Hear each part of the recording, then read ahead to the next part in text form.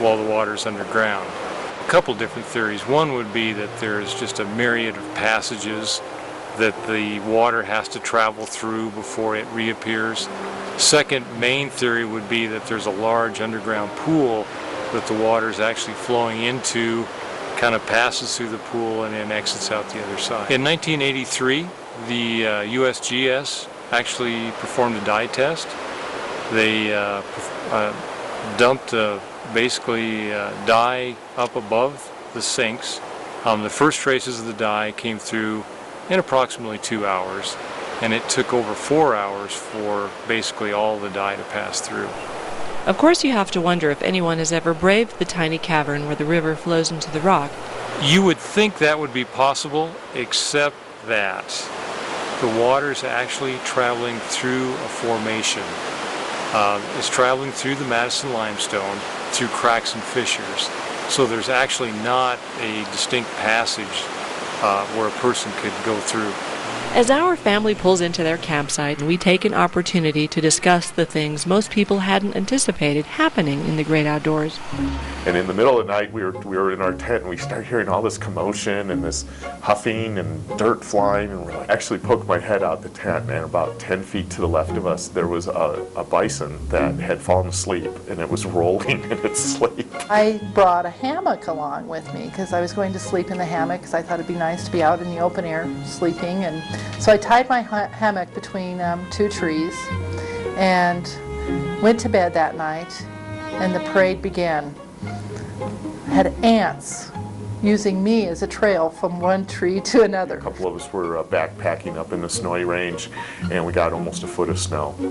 And I just had never encountered something like that in July before, and I'm in shorts and a t-shirt. And probably the night, I would say. The night? And the wood saw. An interesting part of camping is what people bring with them. I always carry a roll of duct tape with me. It's the best tool there is. Usually a tent, fishing pole. One is a coffee sock, and basically it is a metal ring with a handle, and it has a fabric cone on it. And you put your coffee into that, and then your coffee grounds into that, and then hold that over your cup, and then pour the water through the coffee sock into your cup. Yeah, and roast marshmallows. And we're going to go over to the cave. The main event planned for this campout is to explore the cave recently discovered in the canyon. The cave was actually discovered by Superintendent Ron Livesey in 1990, and he had noticed that we had water coming off the sinks cavern and going into the overflow, but it wasn't flowing down past the shop area, which it normally would do. You just sit down. Are you going first? No. Some of the kids have misgivings about the cave. So does our producer. So, they're going into a big cave. We're going down. And I don't really want to, but cave too, I guess. There we go. Very good. Because the cave isn't a place for the inexperienced, it's been locked with a steel grate. Is that the scallop name for the scallop? Oh, cool. Here comes it. Why is it all slimy? It's a little damp.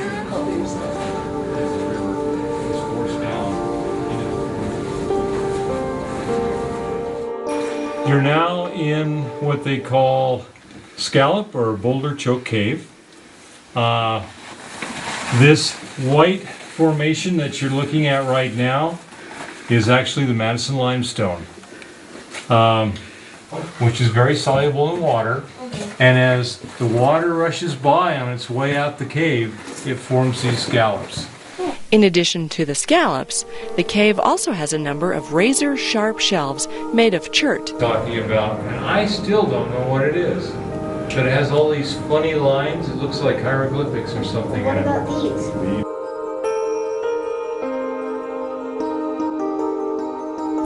We travel deeper into a cavern called the lunchroom. This is the lunchroom?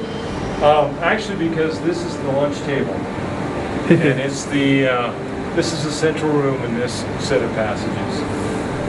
Not far from the lunch table is a pair of very deep holes, which so far have only been entered by professional spelunkers. Leaving the lunchroom, we begin to notice the sound of running water. You do see a portion of the river flowing through it. The disappearing Poposia River resurfaces inside the cave. It actually kind of adds to the mystery of the whole Sinks thing that we are able to see a portion of it, and it's flowing very quickly through the cave, and yet it still takes 2 hours to get down to the rise. The scalloped ceiling near the river is caked with fresh mud, indicating that the cave is often still flooded by the river that formed it. We're going to be eating dinner over there. How about you use that paper there? Usually if I'm starting it, I'm the gasoline, I'm the fire person. I like it starting quick, I don't want to mess around. So food's always kind of a fun thing. You know, we enjoy making the big campfire breakfast. I go with my friends, they make breakfast burritos, and last time we went they made chili. Or we've even made things like jambalaya, or there's a really good brand of instant mashed potatoes that are awesome. Gato Gato spaghetti, which is kind of a Thai peanut butter spaghettis. Marshmallows. Sometimes we'll cook hot dogs over the open fire. Had someone that taught me how to make pizza over the fire, which I thought was great fun. Sometimes we make cheater s'mores. Instead of using graham crackers and Hershey's bars, we'll cheat and buy Keebler fudge stripes that have the chocolate already on the cookie. Watch what you're doing. That's good. It's coming. I can see this.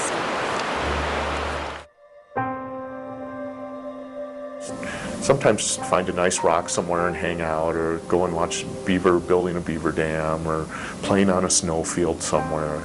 There's just so many wonderful opportunities to do things in Wyoming. And I think anyone who goes outside, you don't even have to ask that question. They understand once they get up in the mountains what a special experience it is. The nice thing about it is it kind of puts things in perspective for me. You can forget about cleaning the house, you can forget about what you have to do at work, you can just forget about everything and kind of remember what's really important, being with your family, being with your friends, enjoying nature. For more information about Sinks Canyon or any of the other sites featured in this program, log on to artsparkshistory.com.